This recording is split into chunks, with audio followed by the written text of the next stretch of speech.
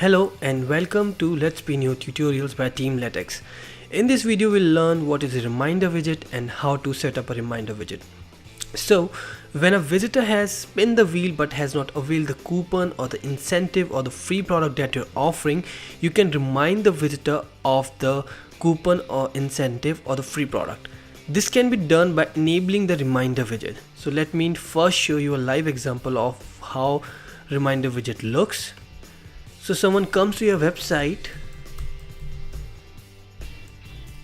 enters the email and spins the wheel.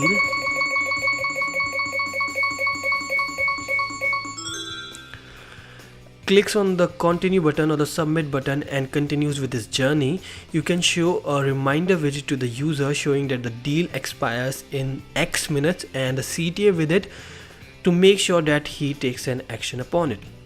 So in order to set a reminder widget, all you need to do is go to advanced settings under new campaign. So when you're creating a new campaign, under advanced settings, scroll a bit and open show enticing reminder hello bar widget on win. So toggle this button on, switch this on and enter the text deal expires in timer. So you can enter a timer or coupon with just a click, right?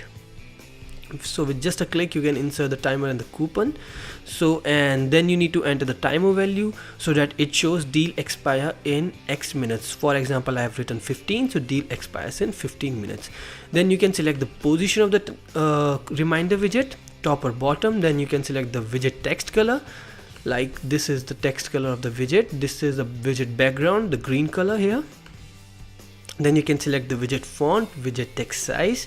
It's a slider, you can simply change this as per your requirement. Then you can select the CTA text, what do you want to show on your call to action button. You can make it bold, italic, and you can even underline it. Then you can select the CTA action, for example whether you want to close the pop-up when the visitor clicks on it, whether you want to copy the value of coupon and then close pop-up, and so on.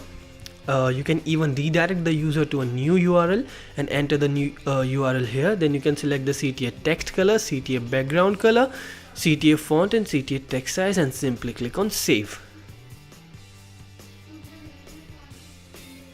Thank you.